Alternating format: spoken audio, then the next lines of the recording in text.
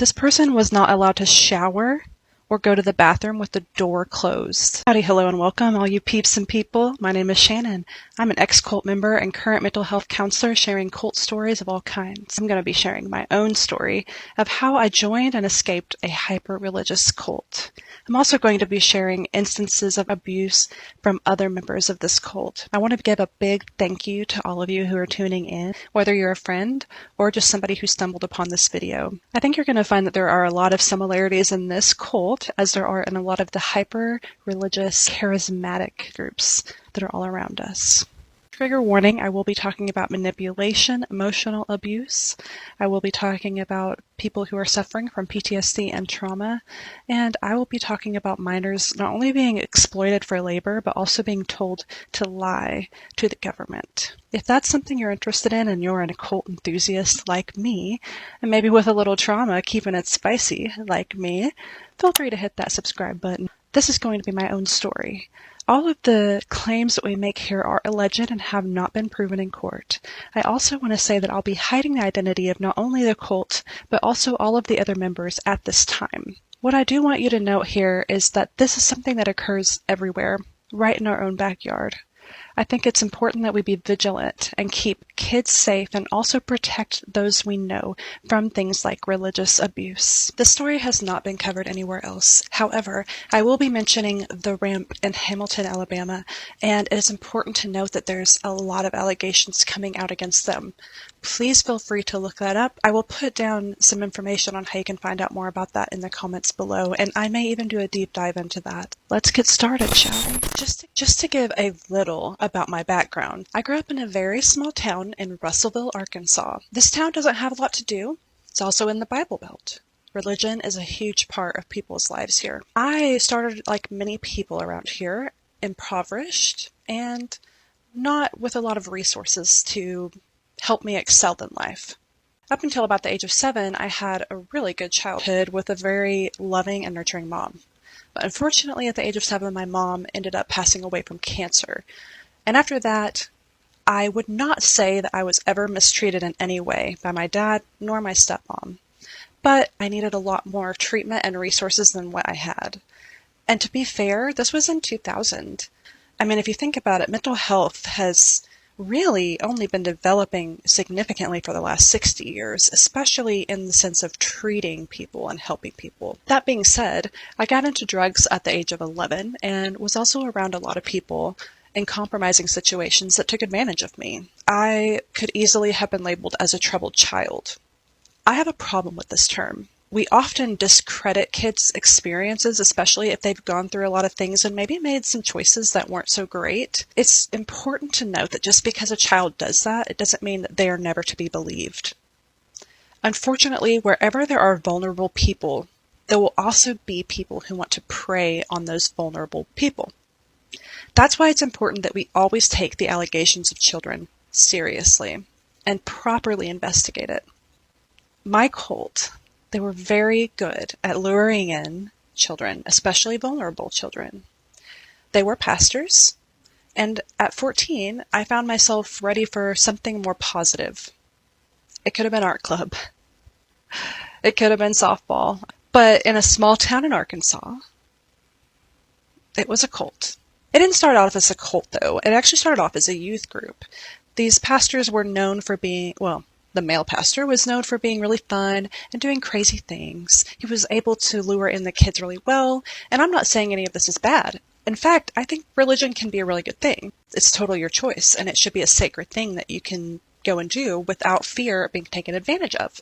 They would draw kids in and have fun, and then there was a stark difference in the youth group, in the worship, with how extreme it was. Now, I didn't know that this was also around the time that these leaders met Karen Wheaton from the Ramp. They would often come to these towns in Arkansas, and they went all over the South ministering. They were very extreme, and my leaders said that they saw something in them that they had never seen. I'll play a little clip here. I remember the first time we were introduced to Karen Wheaton in Conway, Arkansas, and we saw something that had been in our heart for a long time. So I think it's important to know that they suck up to the Ramp a lot, and they wanted to be them. Our cult even had a dance team that was just like the Ramps, and we even copied all of their dances. They brought this extreme religion to their church. The thing is, they say they didn't want cookie cutter, but that's exactly what they were going for by mimicking the Ramp. And the problem is that they already had this vision in their head of what they wanted it to look like, and that was extreme. And so it was really important that we portrayed that image. I joined the ministry team. We would have Bible study on Wednesday nights before youth group. The first thing I can remember, racking my brain, the female leader and the male leader encouraging us to be really extreme in our worship, like dancing. We would rock when we prayed, laying of hands. We were yelling out. We blew the shofar. If you don't know what a shofar is, it's a ram's horn, and really religious people like to blow it because they said that they did in the Bible. A lot of things in the Bible that I would not want to continue doing, but that's aside the point. They would encourage us to do all this worshiping, and it was really intense. Then they started requiring us to go to Sunday church. This little country church probably had 50 to 70 people at the most, and they were very humble, but also just like normal, okay? They weren't a cult. It's preached to us, like the ministry team, I don't know, maybe 8 of us or so, that our church was sleeping, that they were complacent, and they were lukewarm, and God was going to spit them out of his mouth. We were there, and our purpose was to wake them up. The Holy Spirit doesn't stop just because worship stops. And so they encouraged us to be loud. They encouraged us to continue going after people had kind of calmed down and tried to start doing the sermon. And it was so awkward, speaking in tongues. I mean, the whole shebang, okay? The whole shebang, bang, bang. It was just so disrespectful. Looking back as an adult now, this was, oh my God, 14 years ago or something. Shame on you as an adult. I'm looking at them thinking, what is wrong with you? How rude and self-righteous do you have to be? So long story short, they were confronted, and they chose to leave. Now, I don't know exactly what went down, okay? But I imagine that those leaders probably said, "Hey, can you not? What's going on here?" And probably felt tension, a need for power. That's a big thing amongst these leaders. And it's funny because in a little video clip that I have, they say this. I know that at one point we would have to choose, but when we were faced with that, we chose the youth ranch. So you were forced to choose. We didn't know we'd have to choose, but we have no regrets. Okay, well, you weren't forced to choose. You were forced to resign like every other place you go. Because we probably went to 3 or 4 more churches for very short periods of time, and always the same thing happened. Okay, we were always the on fire special people coming in to change all these nay sinners. Like, these people are just something, you know? And I think it's worth noting that especially the female leader is very judgmental. She enjoyed calling people out. She enjoyed a shock factor. So she would talk about like how many people she slept with, abortion, or call out people and be like, "You've been looking at porn.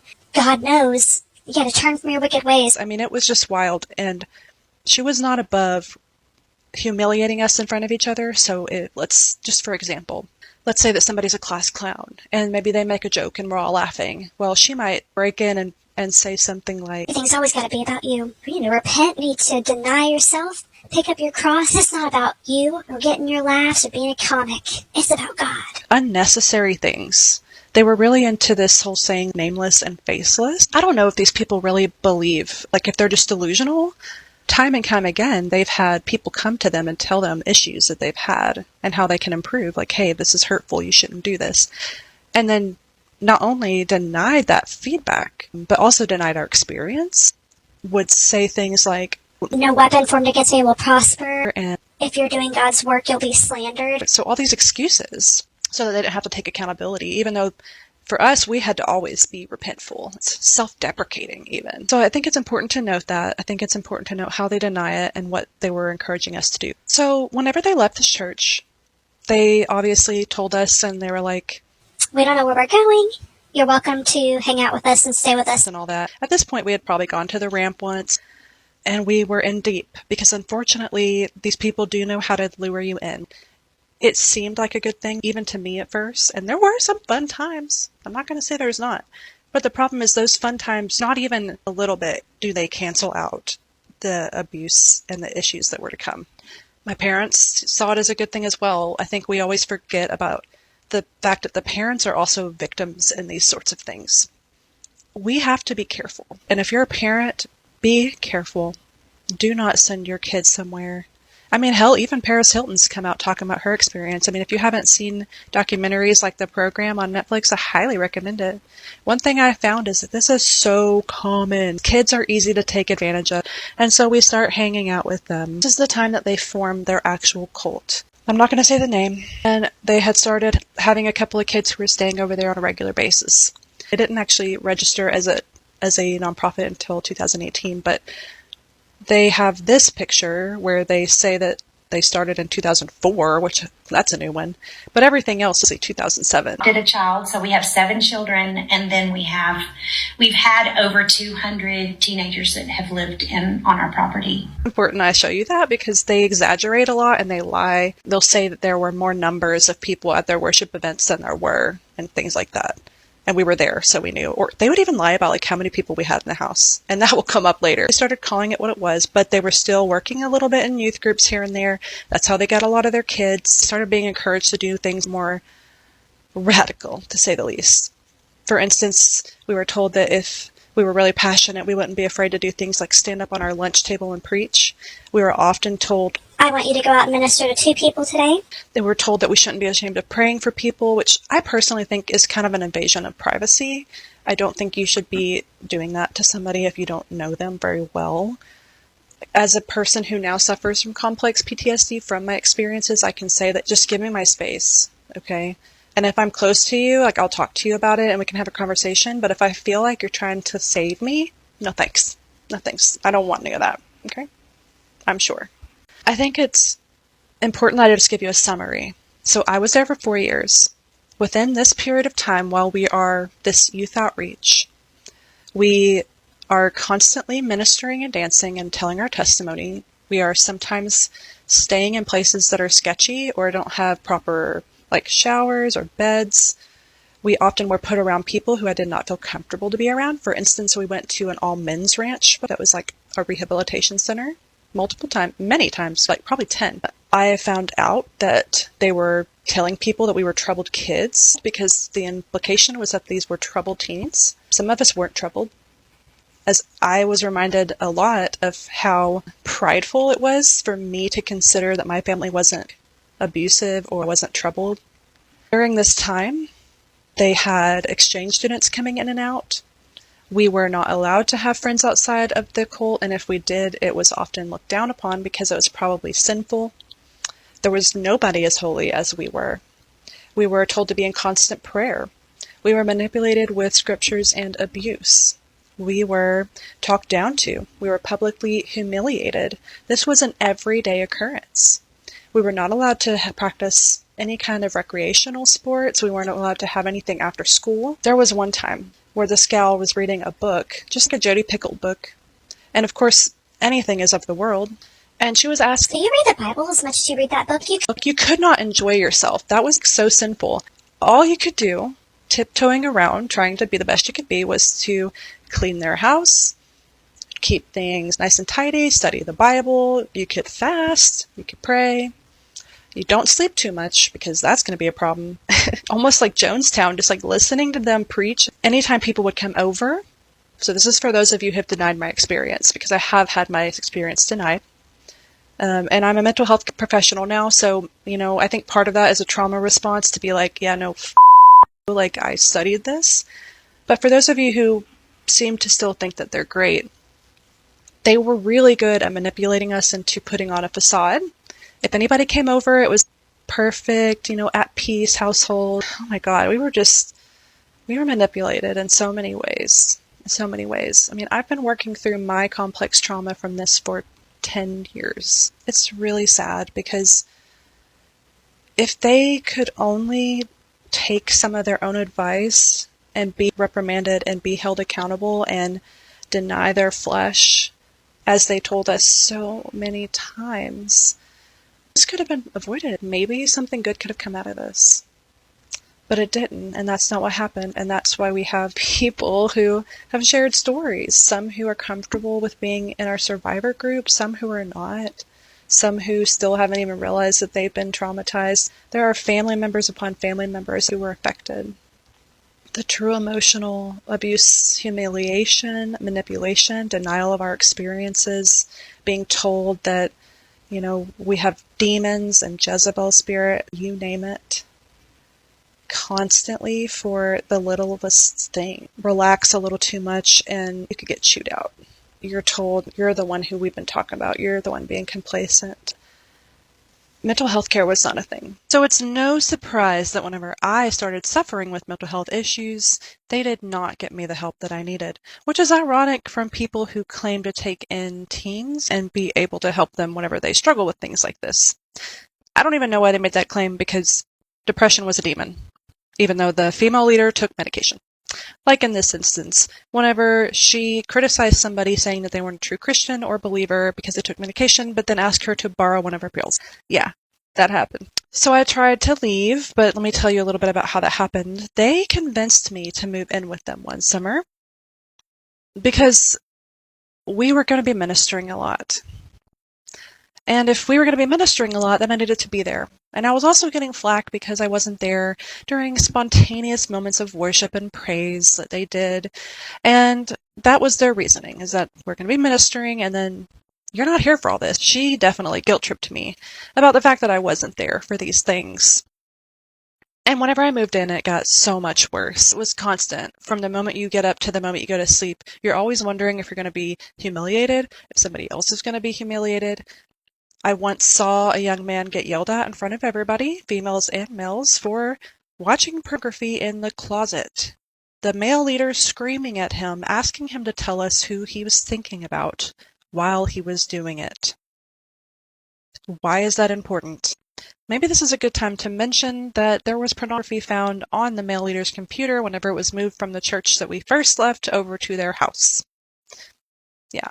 For the sake of this story, I think it's important to know that my mental health deteriorated greatly once I lived there. And the summer was terrible, and that's whenever my thoughts of self-harm started. I also started having nightmares that were terrifying to the point that I would wake up frozen or terrified to move. Of course, the leaders would say that this was demonic. I absolutely disagree.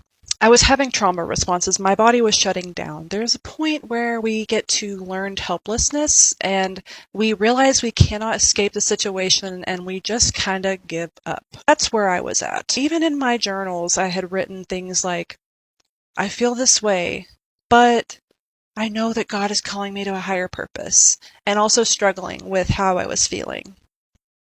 As I said, I started to feel more and more like I was going to harm myself, and at the time I was taking a medication for tension, headaches, and depression.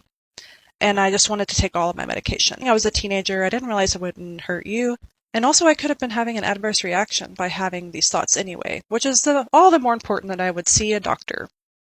So, I get brave enough one day to finally tell someone how I'm feeling, and I go to both of the leaders and say, hey, I really appreciate all you've done, but I think it's time for me to move out.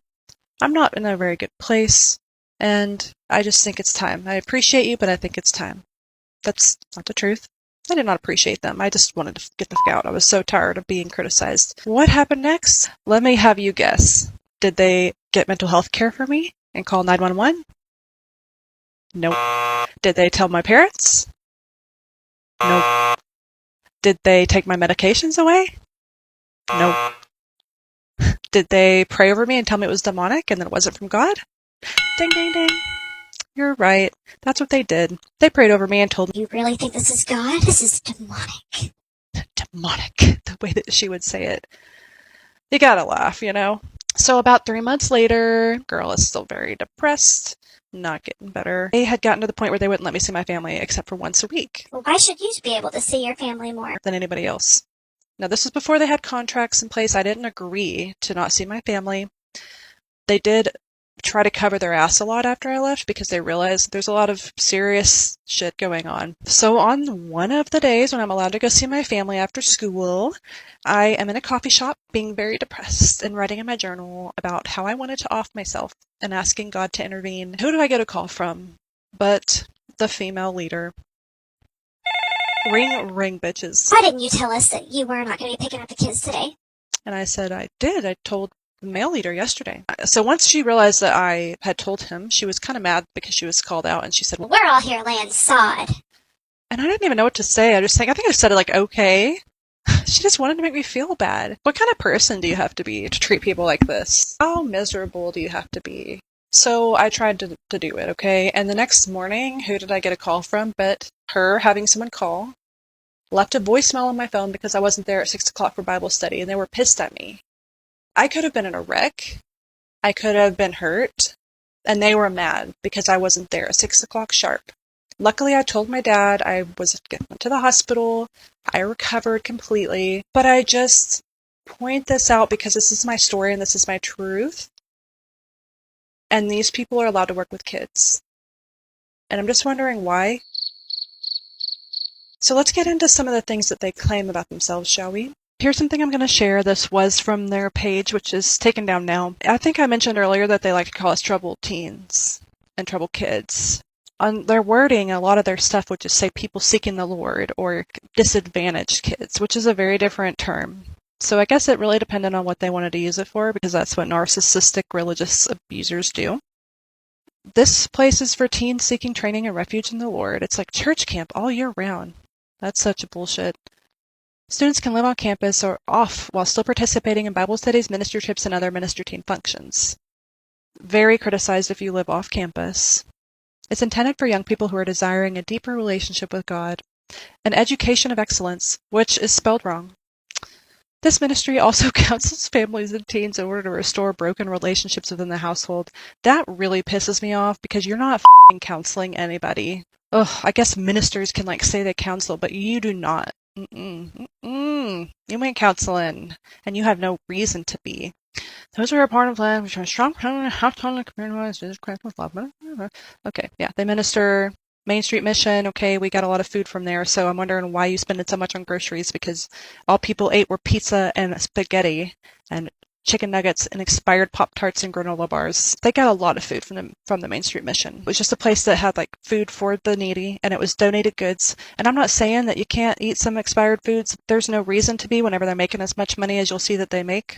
I also wanted to point this out, that they claim that they want to provide a structured and loving family environment for disadvantaged or troubled teens or troubled youth, where it will help them grow in their relationship with God and help them develop job skills, healthy relationships, and promote education.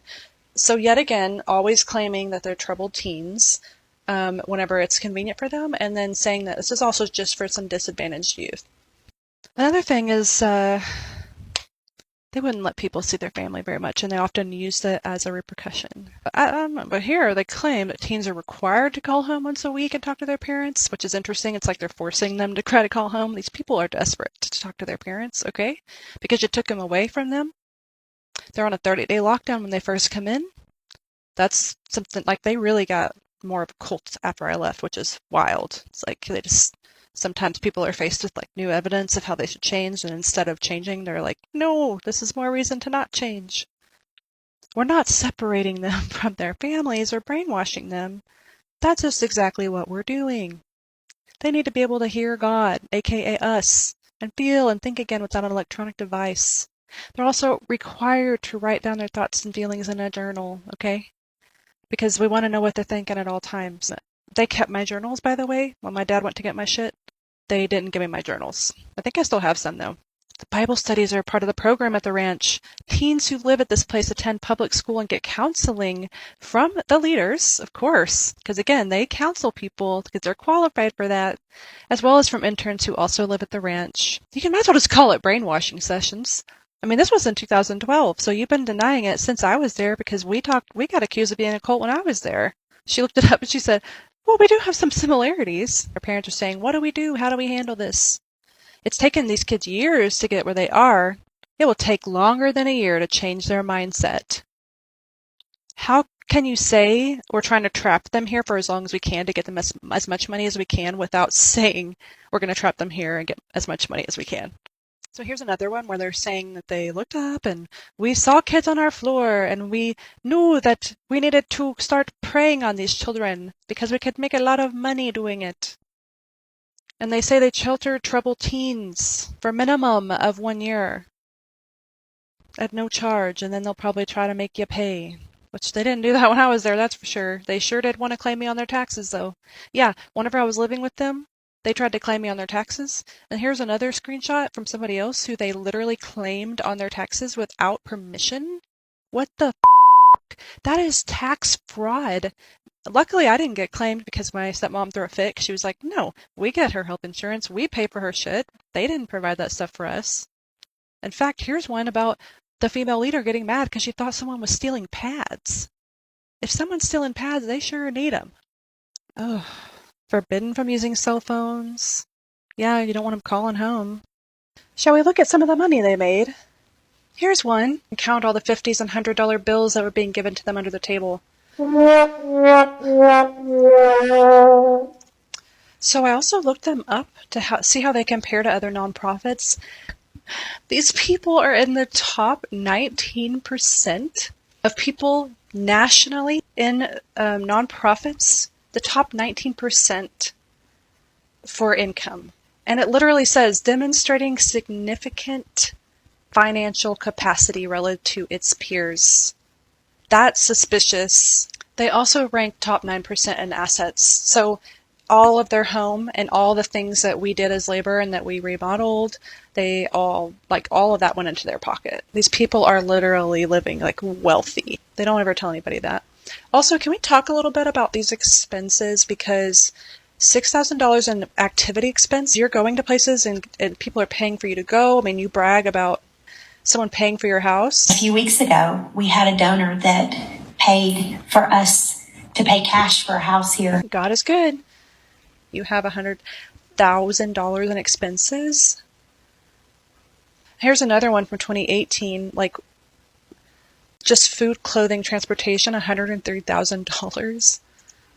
And it wasn't until recently that I was like, wow, you know what? We were really exploited, not just for this, but we were exploited because we were used to minister and they were making tons of money off of us, not even counting all the people they claimed. Like, how much were you getting back on your taxes? There was a lot of free labor we did for them. So here's one, for instance, of all the things that this person could think of. And this doesn't include the remodels we made when we were there. So this is all the labor, okay? So some of their house and some of this is free labor that they used these kids for, because we would go and like do free labor for the ministry, or we would go do free labor for like Main Street Mission, but then we would also do their remodels. So we were used as child labor. The boys' dorm, 9 bunk beds, pickaxing the land, dorm shower for the dorm shower sink, their kids' playground, the dining table, dining benches, walk-in closet, boys' dorm, internet extender wires, walk away from the dorms to the house, plumbing on the girls' dorm toilet, moving furniture in the warehouse, renovations on Lamar County Church, various lobs in Lamar, Missouri, landscaping and yard work, labor jobs and renovations for some other person. Stuffing envelopes for an ad company. Other forced labor that we were made to do was things like going to people's houses and dropping off flyers. And some people even got chased out of people's yards because they were going to dangerous neighborhoods and dropping off flyers, like trying to get donations. We were also made to stand out in front of Walmart and ask people for donations, which really was so embarrassing. So as you can see, we're starting to get into these stories, and I'm just going to keep it rolling. So while we were there, we obviously did a lot more than just regular chores. Another thing is we took care of their kids a lot, did all their house cleaning. In one instance, there was a girl taking care of one of their infants at the time. We all took care of him more than she did. To the point where this gal who spent the most time with him, he started calling her mom. Now, obviously the female leader was pissed when that happened. That's the reason, because you're not taking care of them. Just some more screenshots about this. This person said I could come up with a whole list. One thing drove me crazy was that we were just their maids. We were there to cook and make the food and change the kids' diapers. And this person says that she remembers a time, and this sounds just like the female leader. She kept asking, who's going to change the baby's diaper? And nobody stepped up. She threw a fit about having to change this kid's diaper that she birthed. Another person said, I was so confused why I was constantly being asked to change babies' diapers when I barely knew them. That's concerning. Like, you don't let people you don't even know mess around with your baby. So as we said, these people are claiming that they help kids and families. Well, let's get a few examples of how they tore families apart. This person said they wouldn't let her talk to her family. My mom wasn't the best, but she was trying and they wouldn't let her. That's so sad. If I did something wrong or didn't listen, which these are very small things, I was threatened not to let me see my parents for another period of time. That just makes me sick. The person says they were asked to lie to their parents about the reasons for missing school and about not wearing a seatbelt.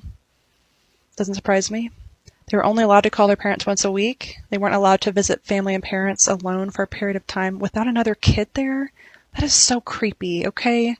How can you even deny that you're not, doing something wrong there? The whole 4 years I lived there, limited and sometimes restricted from seeing my family or staying the night with them, my very strong Christian family involved in the church. Couldn't even be alone with my cousin or text him because he's a boy. Her family. There was a long time when I wasn't allowed to talk to my family either. Told me because my parents were angry with me and they didn't want to talk to me. And so this person secretly emailed her sister, and their sister said that they were the ones not allowing contact. They separated and turned you against your family. I remember the first few months they would threaten me that if I didn't do what they wanted, then I wouldn't be allowed to talk to or see my parents for another month. As well as the whole time I didn't have a phone and they took it away. So they broke off contact with their family. No phone. Not letting them talk to their family.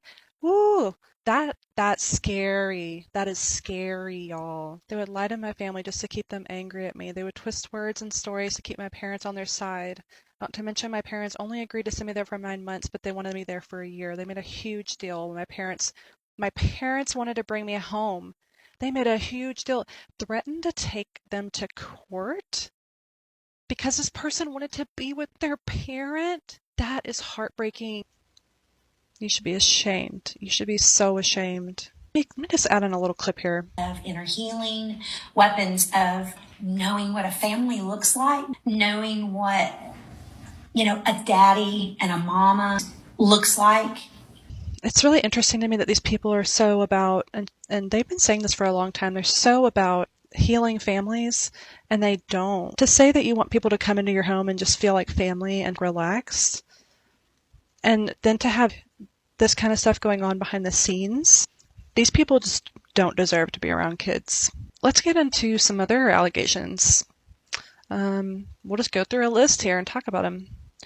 This person was accused of sleeping around and having the spirit of greed because they saved $1,000.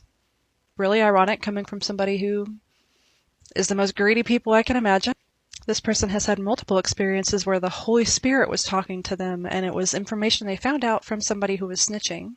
A very common tactic used in cults. This person was not allowed to shower or go to the bathroom with the door closed. They had a book about witchcraft, and the female leader thought every female she is threatened by was a witch. It's ironic because the opinion of the book was that witchcraft was a controlling spirit. That woman was the most controlling of them all, so by her own definition, she was a witch. They were really into purity culture and had frequently played sermons from Bethel about God healing people's hymens so they could be virgins again. Bethel is another controversial church. They follow a lot of controversial churches. Suggested I had an ancestor who blasphemed the Holy Spirit, and that's why they never got emotional or fell out in the Holy Spirit. At the end of my time there, they were really into kids having a servant's heart, but then when the kids would try to serve, they would chew them out for being people-pleasing. I laugh, but it's not funny. It's just that they're so nuts. They harped on you for being vulnerable, which was forced. Vulnerability in public. Get in trouble for not being vulnerable enough. I remember this. If you were the one who wasn't confessing in our prayer circles or something, then you were going to be chewed out. Including things that were inappropriate to share in front of a group, or from adults to kids, or mixed company. There was no boundaries. Familiar spirits, and they said some kids had familiar spirits, and so they couldn't be around each other. So after I left, they started doing sozos, another thing they learned from the ramp. Spiritual warfare, that's a huge, huge thing with them. They believe that all this stuff they believe this video I'm doing right now is spiritual warfare because apparently God loves them more than me. Oh, this is culty. There was a saying that you had to trust someone else more than you trust yourself, because you were deceived and you needed to trust them more than yourself. They were also into unity, and you couldn't be in a disagreement or we wouldn't be in unity. This pit was exhausted and falling asleep at school. This person also said that a teacher at school pulled them out because they were concerned about them. Some of those teachers were real concerned, and they had seen many of us come in and out of this place, and so some of them knew that this was a cult. I remember they made me quit honors Spanish because they told me that If I had to study or spend that much time on it, then it wasn't something God wanted. if God wanted it, then I'm gonna know Spanish, okay? I believe that you could learn languages from the Holy Spirit and like just really off the wall stuff. They believe in some crazy shit though. They believe that if you believe hard enough, you could probably raise someone from the dead. Can anybody say Marshall Applewhite? They also believed that people had demons and that if you coughed or sneezed, it could be releasing a demon. So as you can tell, I look a little different, homies. I am editing this video and I forgot a whole section that is extremely important. So enjoy the human me with the smudge on my glasses that I can't get off. So this poor gal is talking about how she was scrolling through Facebook. She saw a post saying that the male leader was looking for a doctor to help with back pain, which then questions, are they falling out from under the cover of God and being attacked by the devil? Because they would always tell us if we were sick, we were not believing fervently enough. Or if we had something wrong, well, we should be able to trust in God, and we must be out from their godly cover, so we're probably rebelling, and what's happening to us is our own fault. So this girl went to her whenever she had a UTI to ask for help, and the female leader just looked her in the eye and said, if you weren't sleeping around, you wouldn't have a UTI. Sometimes I wonder, was her mom as abusive to her as she was to other people? Because this has got to be either learned behavior or like a personality disorder. This person said, in the last year living there, I got sick and lost a lot of weight, and I was so depressed that my clothes were falling off. I didn't want to eat or even be around my last couple of months. That's kind of how I felt. I just started feeling so crazy. I felt like my thoughts weren't my own, like they knew what I was thinking, or that like what I was feeling and my body was telling me, which was get the heck out. I felt like I couldn't trust that. And so it's literally going against your instinct. You're supposed to be able to trust your gut feelings. They're there for a reason. I think they even use a scripture talking about how the heart is deceitful above all things as a way to reinforce that. This person said that they were told they were sick because you're not trusting God. So these are different accounts, okay, backing up the same claims. Spirit of laziness, if you want to take a nap. Putting things above the Lord, if you take time to do homework instead of spending time with family after school or not cleaning. Girl's house was infested with maggots and they made us clean it and said it was brought on by the enemy. They literally had a sanitary issue and they told them that it was their own fault because it was the devil. Like, you can't make this stuff up. Developed anxiety because of them and then not provided any assistance or treatment or even acknowledged when I had panic attacks. So this one is they're really into healing, but they would use whatever narrative served them best. So it was an attack from the enemy to stop you from fulfilling your purpose, so you gotta like labor on. Or they would say that it was an injury because you were out from under their cover and rebelling in some way. I don't know how you can say that's not some kind of manipulation. I have lots of symptoms of trauma. One of the biggest things is developing multiple chronic health issues. One particular research has linked as possible being caused by trauma. That's why I believe I have it now. I think I was so constantly sick and run down from working 2 jobs and going to school full time. So this is the truth. We would go, to school. We would go minister after school. And then I guess when there were more adults there, they would go to work and then minister after work. And then you would be chastised if you tried to rest too much. So we were constantly exhausted. And then, I remember one time us getting scolded for sleeping until like 9. It's lazy, they said. Also, if you haven't checked out ACE studies, Adverse Childhood Experience studies, it talks about how multiple traumatic events can lead to health issues. It makes sense because our body produces cortisol when we're that stressed.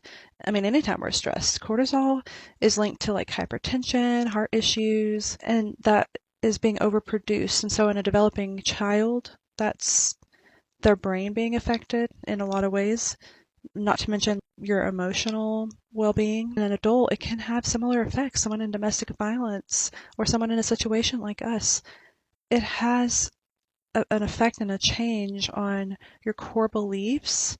It's a long-term issue and it takes a long time to deconstruct that experience. This person says they had their first anxiety attack after moving home from living there. They said they can't eat spaghetti.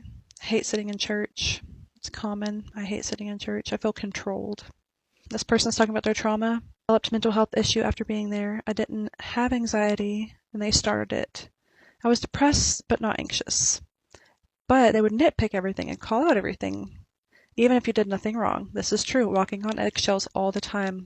So this person has a defense mechanism, this is a trauma response, to avoid getting yelled at or shamed, constantly evaluating everything. So being hyper-vigilant, that means being aware of everything, being aware of people's very subtle facial expressions and bodily expressions and emotional shifts, to try to protect yourself. So they would constantly evaluate everything, or who I was in a room with, because that was the things they got in trouble for. And that turned into anxiety because you're literally overworking your system. It was acknowledged, but they never asked her about it again. One other little thing I'll mention really quick is physical injuries and sickness. Like, we were not encouraged to get regular dental checkups or health checkups. And in fact, if we had a physical injury, it was more of a burden. So for instance, I twisted my ankle once and it was horrible. I just twisted my ankle. She was like annoyed with me, the female leader.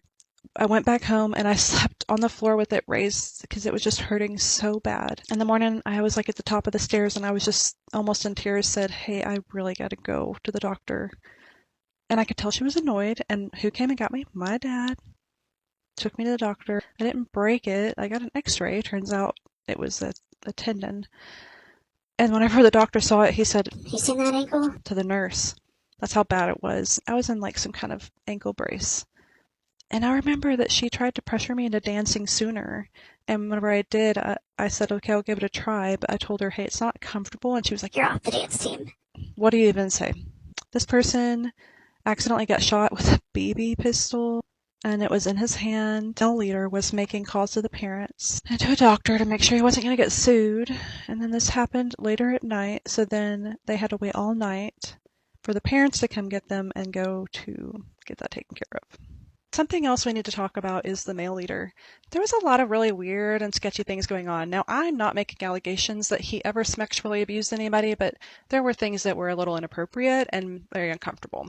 I think I've already mentioned the fact that somebody had found, pornography on the computer. For me personally, one time we were folding laundry together and he held up my shirt and said, "It's so tiny." I know that he always encouraged me to be out front whenever we were doing yard sales or like car washes.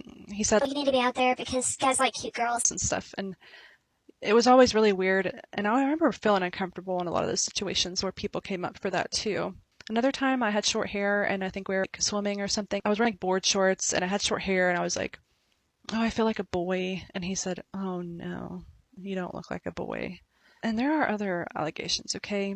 So here's something that this woman listed that felt inappropriate: was tickling the girls even when they told them to stop, play hitting the girls, asking for shoulder and foot massages, initiating alone time either in the van, in the pantry, in the back bedroom, living room, or complimenting them. And I remember him saying things like, "Oh, so pretty." Like at that time, I will say it didn't make me feel uncomfortable. There was more uncomfortable stuff with like other people. The one girl that was there whenever I was there, he was really inappropriately like attached to. There were times even whenever his wife, like the female leader, would accuse people of flirting. And then she would say things like, Why don't you just move off with her? it was a little strange and it felt very inappropriate.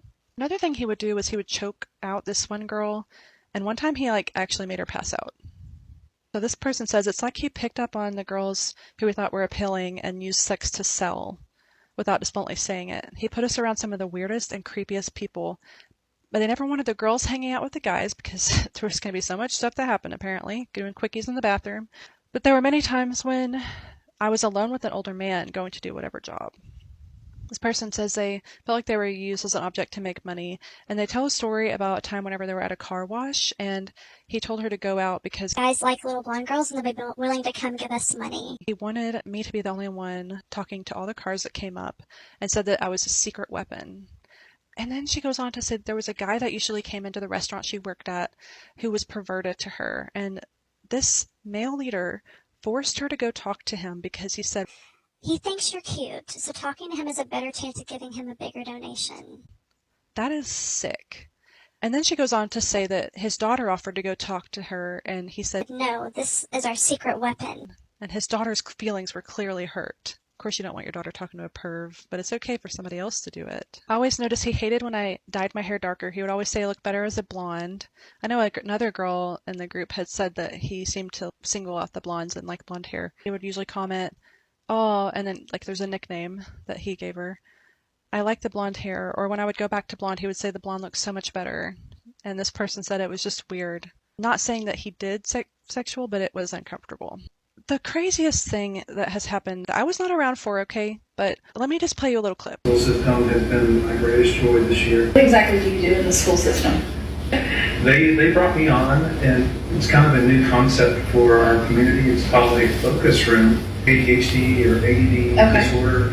But I have what we call focus kids, and there's probably around 25 to 30 of them. And these kids can come to my room at any point. And most of the time when they come, they're pretty worked up, and they have anxiety issues, and so it's my job to get them in their right frame of mind and get them back into general population. But then also taking all the in-school suspended students. They had to trim us back, being, I guess, in about, I guess we were into our 9th week of school. And they had so many kids starting to want to come to my room. Well, I was doing things that probably I wasn't supposed to. So I was like eating class, I was bringing candy for them, you know, and principals found out and pulled me back a little bit. Gotcha. Yeah. Well, here's the thing. What I love about him is he's being a daddy. So first of all, I don't like her saying that he's a daddy. And I feel like this is a weird point where she jumps in and it's like excusing something. It's just very odd. It's almost like, oh, I don't want it to go down that path. The other thing I want to point out is that this person claims that he had a classroom and that he was brought on to like teach or something. Well, let me tell you something. That's not at all what we have heard. And also says he was cut back, and that's also not at all what we have heard. So this is long, okay? But bear with me, because this is where we're getting into some tea, okay? And these are alleged. They're just alleged. I don't know. I'm just reporting what I've heard. So this person received this information from someone else who worked at the school that this male leader claims to have worked at. It was a small town, okay?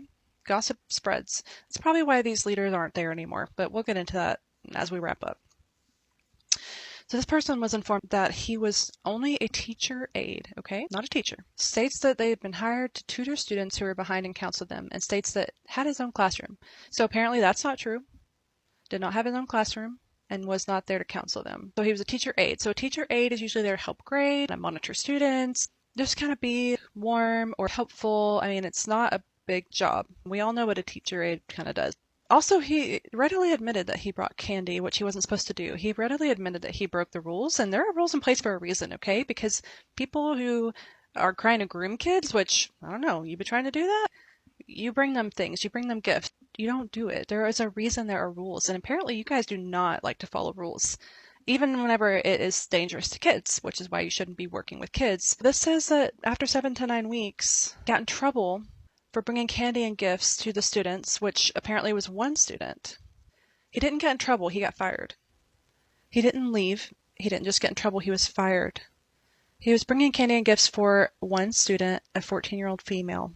Somehow was able to get this girl's phone number and proceed to text her sometimes and then progressively start to text her often. Pretty much every day, just trying to have what she described to the principal as uncomfortable conversations, saying things that felt wrong for him to say, and stated that it was inappropriate, as well as bringing candy and gifts to her. She ended up taking it all back, and they came to an agreement that he would leave and that they wouldn't press charges. Also went on to say that the parents had found out and that kids were talking about it. Obviously, these things, you know, I mean, rumors spread, but regardless, I do think that bringing candy to kids is not okay, and I think it's sketchy that you would be cut back. I think it's sketchy that, you know, you would potentially be texting someone. Now, he texted the girls, and one of them he texted often, okay? And we have a lot of evidence of this. There are other claims, there's other information that I'm not sharing on here because that person isn't ready to share them, but there's other things that I haven't even gotten into here. So I think it's important we talk a little bit about the fact that a lot of us have come out with horrible trauma and horrible complex PTSD symptoms. Myself, I have nightmares, I talk in my sleep, I have struggled with like having to get over what they just ingrained in me for so long about like the guilt and the shame, and had to learn to trust my body again and how to find my confidence. And one of the biggest issues I had was that I had people after I left tell me that they didn't believe me, people who I should have been able to trust. And they didn't question, they didn't ask me more, they didn't ask me like, Tell me more about why you feel that way. one person I'm thinking of was a mental health professional even, and it was just such a quick conversation. They basically told me that the kids who went in with problems come out with problems. A lot of trauma came from that, from people not taking our stories seriously. I mean, anybody who left was bad-mouthed horribly, just like the parents were. If you left, something was wrong with you. So this person, it took a year to admit all that had happened to me, and all of the students there was abuse. There was spiritual, verbal, physical, emotional, and psychological abuse. Even the suppression of our sexuality, treatment of any romance, and teachings on sexuality relationships were to an extreme that I would categorize them as sexual abuse, even though it is not typical definition. One of the things that bugs me the most is when people think that this place is okay because it looks like God moves there. While personally, I don't think either of these are ultimately true, but honestly, it doesn't matter. Abuse is abuse. I felt my eyes were opened. I had hours worth of stories and entirely inappropriate reactions to students' handlings of situation, and honestly blew my mind. People I had trusted were acting like this. This person's talking about when they realized it's cold. This person realized that those who believed me wouldn't help, and those who could help wouldn't believe.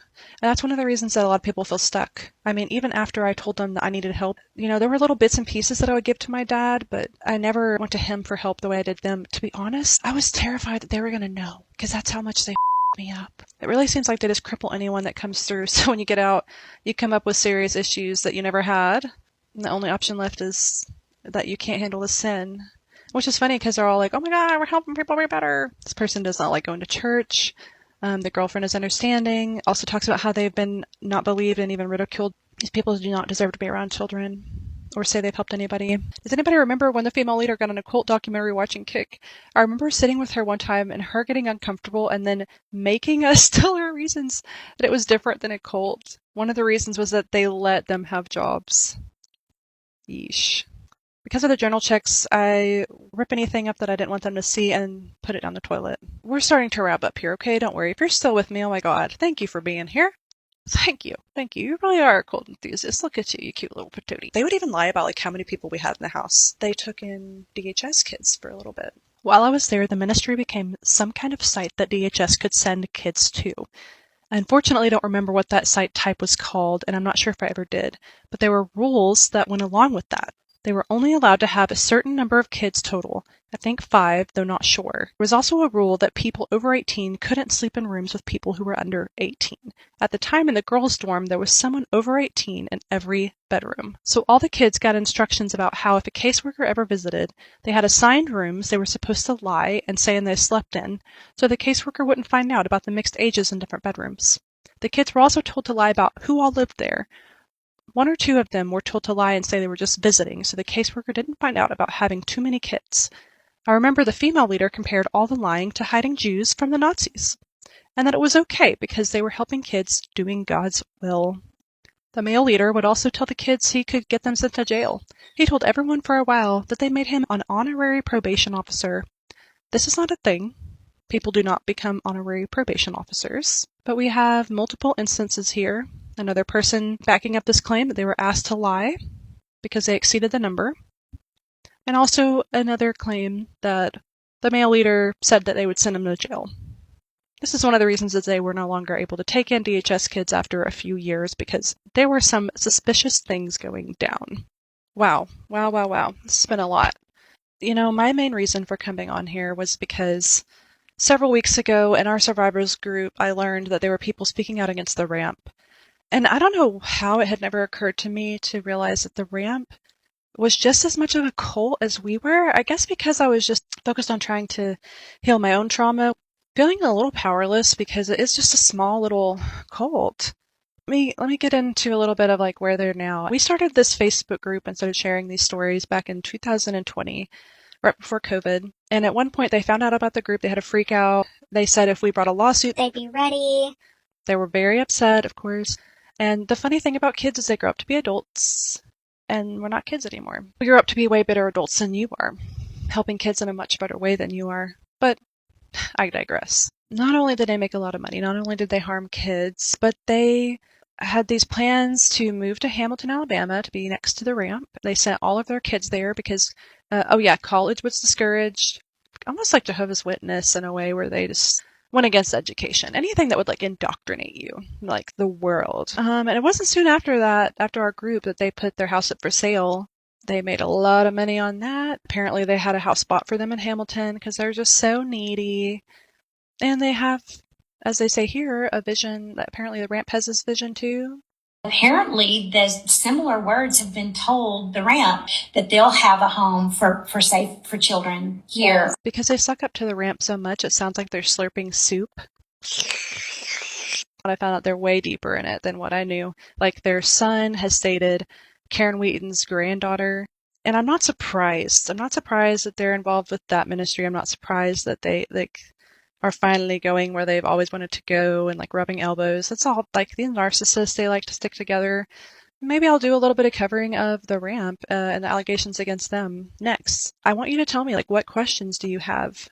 You know, what do you want me to cover? Do you want any perspectives from mental health? If you've been here this whole time, I appreciate you being here so much. I hope that you've learned from my story. I hope that I did an okay job.